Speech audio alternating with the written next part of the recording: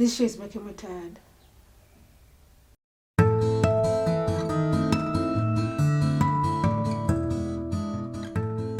Hi friend, I'm a person. Welcome to my space.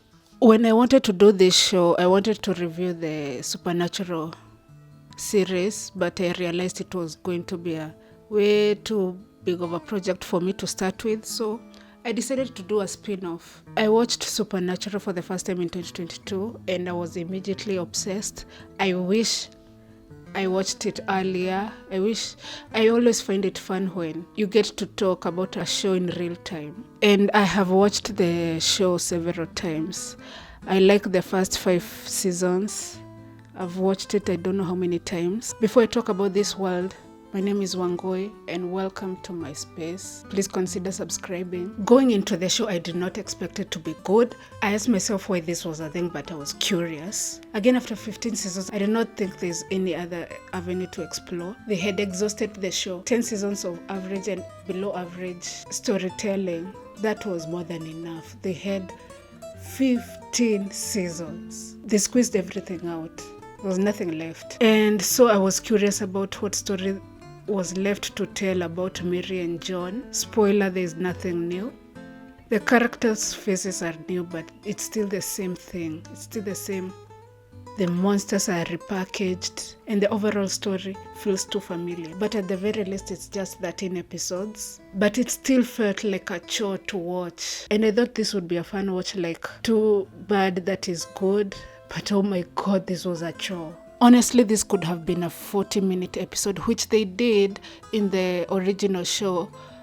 They had a full episode about Mary and John. So why are we here? He wants us to pick up where he left off. Saving people, hunting things, the family business. This show ran for long. The first 5 seasons were the best of the show. The rest were not as good, but some seasons were fun to watch. But even then, the 20 episodes per seasons are too long. There are so much skippable episodes. I guess people don't like the Leviathan storyline, but to me, it's the only seasons after the first 5 seasons that I like rewatching. When I rewatch the show, which I have several times, I tend to dislike the characters, both Dean and Sam. They ruin the characterizations of these characters by making them act in ways that do not make sense. Dean pulling a gun on that young girl made me hate him with a passion, and Sam being the reason why Charlie dies. Shows like this that run for long usually end up doing these things. The main characters tend to get ruined or stagnate. The best villains always come back. Things that were threats become a by the way. Someone always comes back to life, and the law always breaks at some point. There's inconsistencies. Lucifer came back so many times. Demons and angels were by the way. Some ending came back to life and it became a joke. They ruined their characters and inevitably there were plot holes. Sometimes they are multiverse too or time travel. They had 15 seasons and I guess they felt it was not enough. There's gonna be some surprises. Hell, I'm still trying to find all the puzzle pieces myself. But I'll explain everything. And until then, I'll keep picking the music. Looking at the Google page, I'm surprised that people seem to like it. 100% Rotten Tomatoes and 6.5 IMDb. It's ridiculous. So the synopsis is: John Winchester finds out that the love of his life, Mary Campbell, hunts down demons. They embark on a perilous journey to track down their missing fathers and save the world from evil. So the show was made between 2022 and 2023. It was made by the CW, produced by Jensen Ackles and his wife Danielle Ankles. I honestly do not get how they thought this would be a good idea. Like, the CW was breathing its last breath, so why would they make a new show? Like, were they trying to capitalize on the Supernatural name and they wanted to make a franchise? Will the next show be about the grandparents when they were teenagers? This is good versus evil. Saving people, hunting things. I was born to do this. So each episode begins with a Dean narration saying things that are just nothing. March 23rd, 1972. The day Dad came home from the war. And the day he met Mom. Now, I know this story might sound familiar, but I'm gonna put the pieces together in a way that just might surprise you. And in order to do that, I have to start all the way at the beginning. The ties that bind a family together can be complicated. Parents raise you, teach you what's right and wrong, and in some instances, how to kill monsters.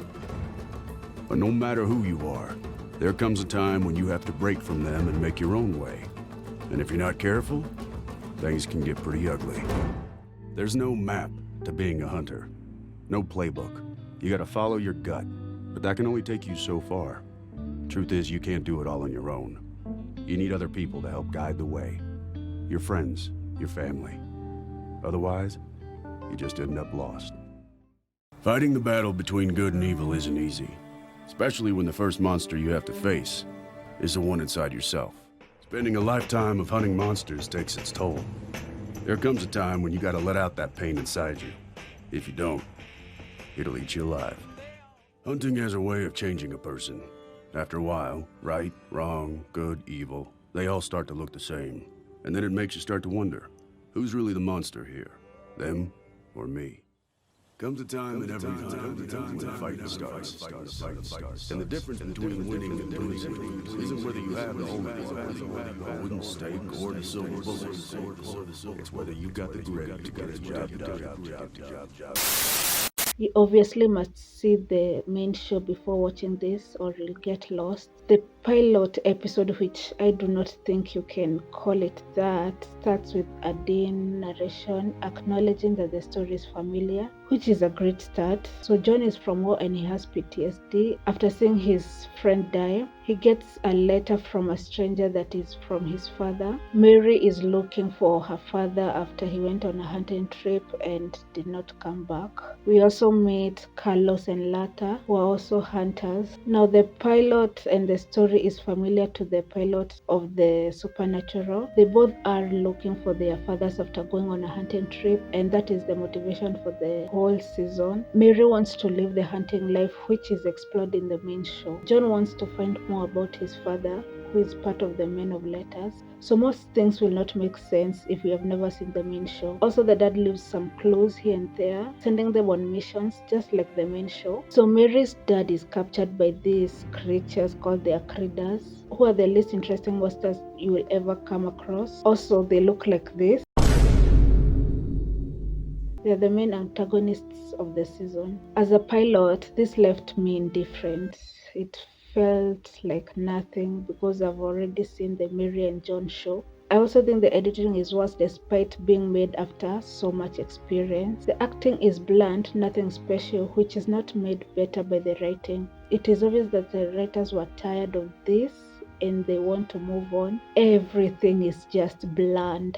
Also, the chemistry between Mary and John is less believable than when we saw them in the main show. Episode 2. The dad sends the gun on missions. This episode reminds me of a Legends of Tomorrow episode, but not as fun. They investigate a case of missing kids. This show follows the Monster of the Week formula, which I think it's a little bit outdated, especially for this show. This is the beginning of filler episodes. They sprinkle in relevant information about the Akridas, but you could skip this episode and you won't get lost. The episode ends with a person in a robe and collecting the monster's soul. This scene looks silly and it's not well shot. It looks cheap and it fails to draw you in with a cliffhanger. Episode 3. Another monster of the week takes the kids. These monsters like children a little bit too much. They repeat information like they know you won't be paying much attention. Also, the monsters look awful. They never looked good before, but you would assume they would improve after working on this show for more than 2 decades. The cast is at least pretty, especially Lata. The bond between Mary and John feels a little bit forced. By this episode, they act like they can't live without each other, and it does not feel real. You know that I can't lose her. Okay? Okay, none of this works without Mary. I need her. We get to know who the lead of the Akridas is, and again they look like this. Episode 4. The writing is so fake, tired. It is so easy to just tune out. The ending clip feels cheap too. I won't let you leave my love behind.